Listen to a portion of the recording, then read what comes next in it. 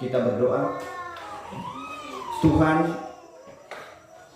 kami mau belajar sama seperti-Mu Tuhan, yang senantiasa mau menyembah dan memuliakan nama-Mu yang tinggi luhur itu.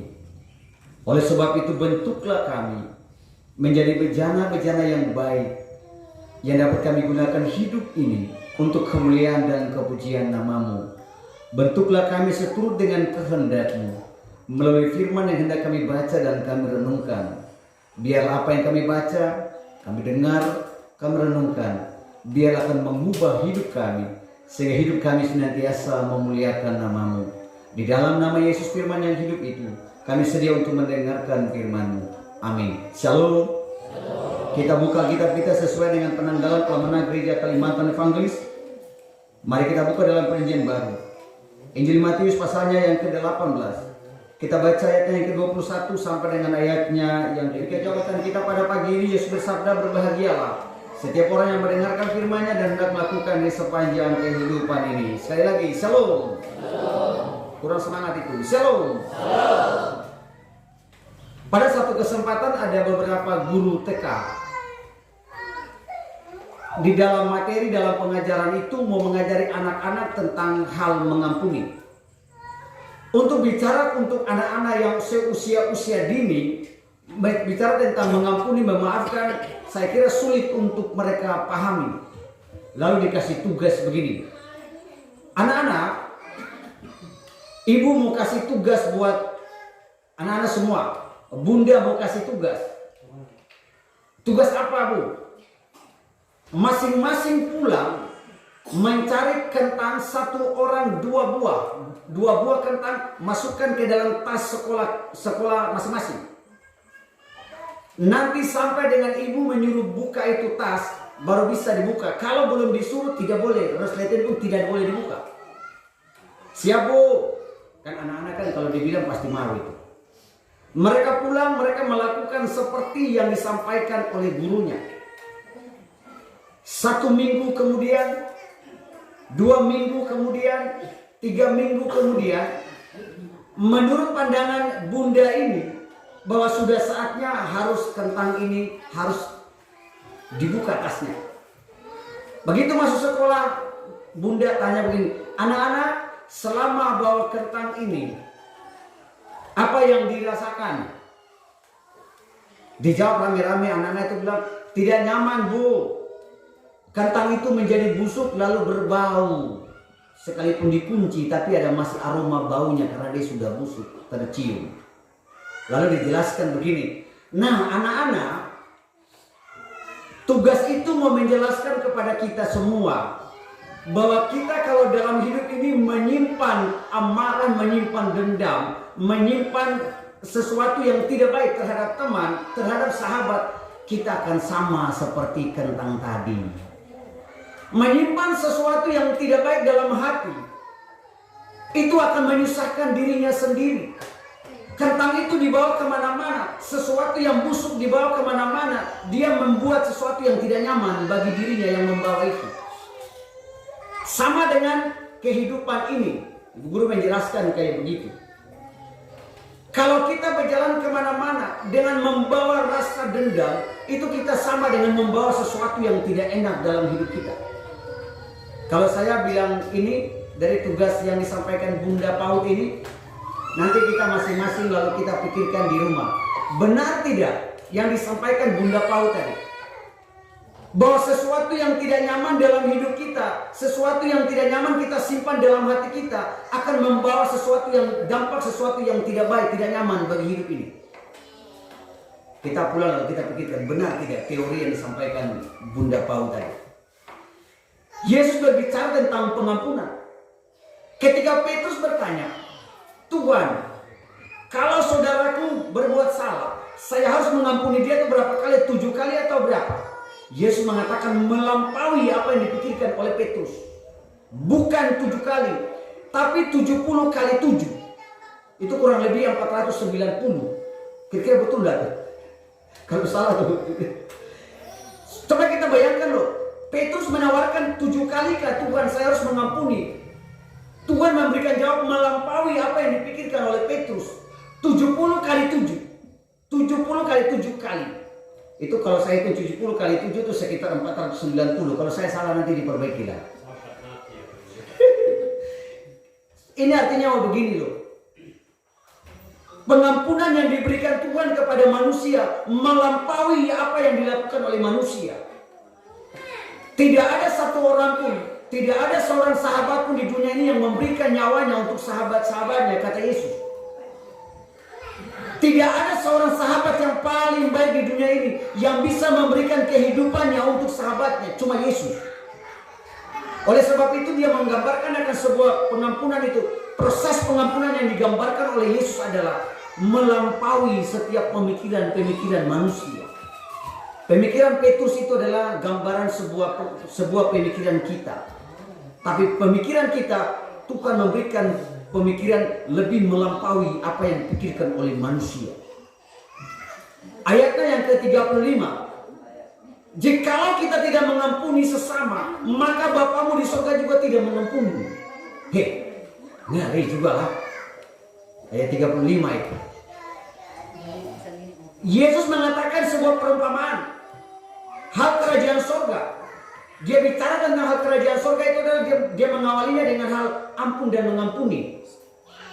Jadi saudara, dalam penjelasan tadi, ada orang yang berhutang. Orang yang berhutang ini dia sudah tidak mampu lagi untuk membalasnya, untuk membayar mengembalikannya itu. Kamu, keluargamu, kamu dijual semuanya. Anak istri dijual semua supaya uangnya itu bisa dibayar. Coba kita bayangkan, itu pikiran-pikiran manusia itu. Tetapi oleh karena raja ini ada punya belas kasihan karena orang yang punya utang ini, dia sujud dan minta pengampunan, minta waktu. Ini gambaran sebuah keberadaan kita manusia dengan Tuhan. Semua kita berdosa itu sama dengan kita berhutang dengan Tuhan. Semua kita manusia yang hidup ini, kita semua ini, kita ini berhutang kepada Tuhan. Hutang apa saudara? Darahnya yang telah membebaskan kita dalam kehidupan kita yang penuh dengan dosa itu, membawa kita dalam sebuah keadaan bahwa kita berhutang kepadanya. Hutang yang harus kita bayar. Tuhan tidak mengharapkan kepada kita seberapa rupiah yang harus kita bayar. Kalau kita membayar, tidak bisa kita membayarkannya. Tapi yang dia mengharapkan dari kita adalah setelah dia memberikan itu kepada kita pengampunan yang cuma-cuma itu, dia mengharapkan 2 dari kita. 1, kita setia kepadanya karena dia setia kepada kita. Dan yang kedua, sebagaimana dia telah mengampuni kita, kita juga perlakukan sesama kita. Yesus mengampuni kita.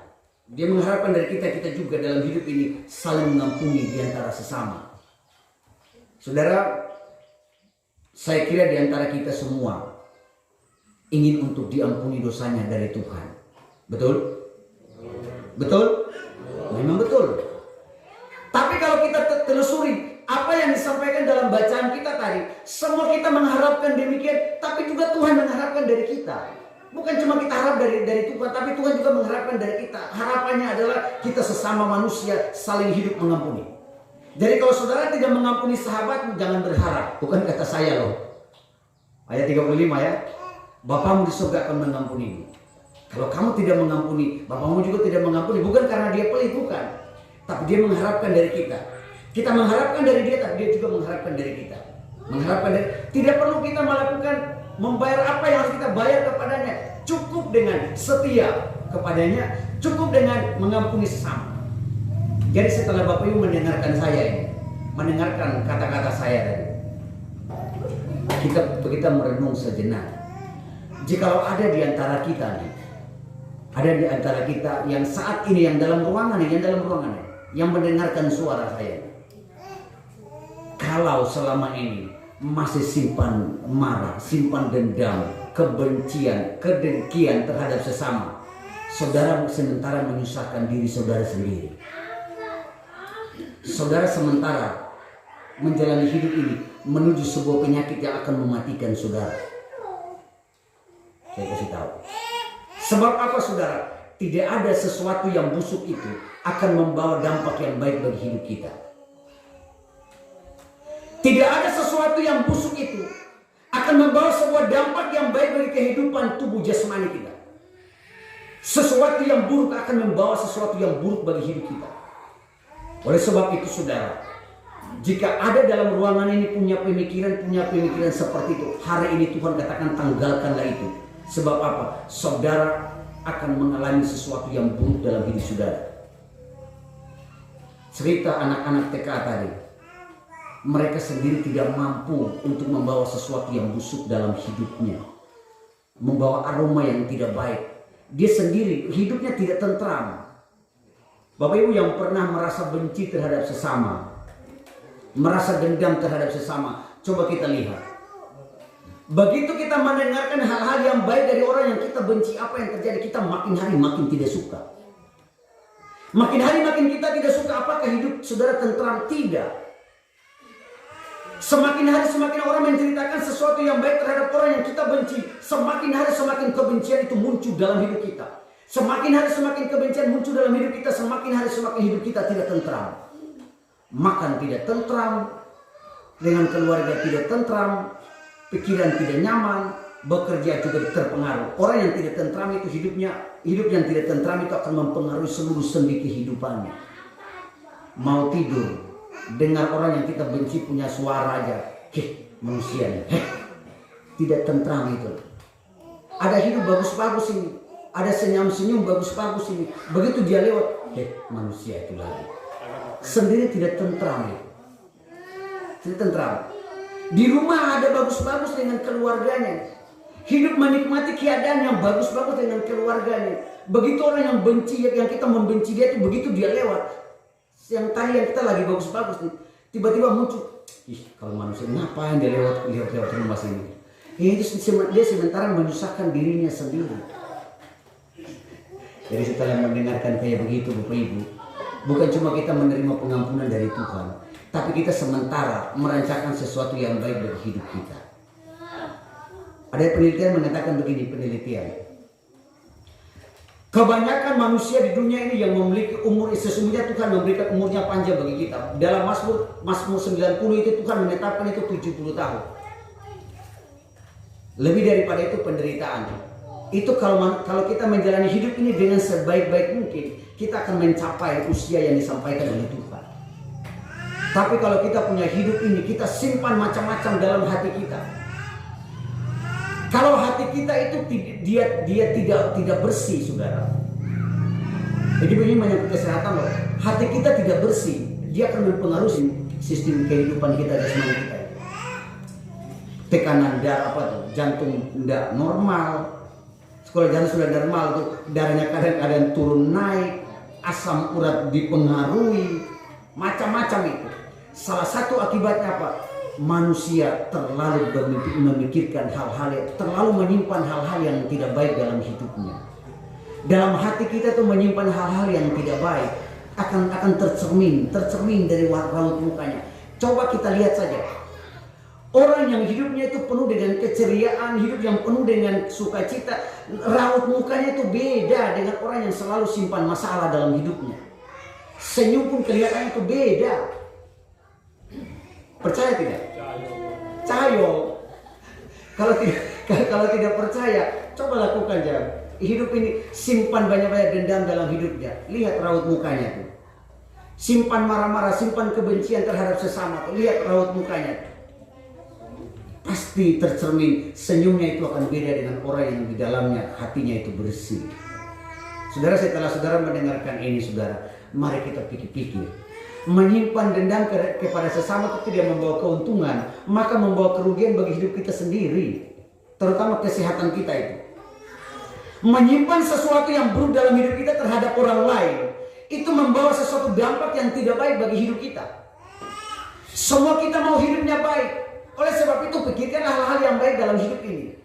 Ini terkadang saya lihat, kalau ada di sini cepat kita, terkadang kita ini loh, kita tuh selalu kita tuh menipu diri kita sendiri. Kita tuh tidak suka dengan orang, tapi di depan tuh kita pura-pura suka. Sebenarnya dia sementara menipu dirinya sendiri. Kalau dia sendiri menipu diri sendiri, apalagi orang lain.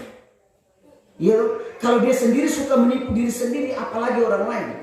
Kalau dia tidak mau melepaskan hal-hal itu dalam hidupnya, wah, dia akan menjadi seorang penipu diri sendiri. Oleh sebab itu, saudara, Ketika saudara mau mendapatkan pengampunan dari Tuhan, pikirkanlah hal yang demikian. Ayat 35 itu, saudara berdoa minta pengampunan dari Tuhan, Tuhan tidak pernah akan mengampuni kalau saudara dalam hidupnya, dalam hati dan batinnya masih tersimpan hal-hal yang tidak baik. Dalam hati dan hidupnya senantiasa kebencian melampaui akan setiap pemikiran dia. Kalau hidup saling membenci itu, apalagi kalau hidupnya membenci tapi kita pura-pura manis itu, saudara, itu saudara sementara menyusahkan diri saudara sendiri. Tuh. Saya kira tidak ada satu orang pun di dunia ini yang ingin untuk menyusahkan diri sendiri, betul? Saya tanya nih, tidak ada satu orang pun di antara kita yang mau menyusahkan dirinya sendiri, betul? Betul? Betul? Betul atau betul? Hari ini Tuhan menawarkan daripada kita, jika ada sesuatu di dalam hatinya tidak suka sama sesama, hari ini katakan, saya melepaskan pengampunan bagi dia. Cara melepaskan pengampunan, saya kasih tahu, dalam doa saudara sebutkan namanya dan katakan, Tuhan, hari ini saya melepaskan kebencian saya terhadap si Anu. Maka lihat, hidupmu, hatimu, senyummu akan beda dengan hari kemarin. Amin.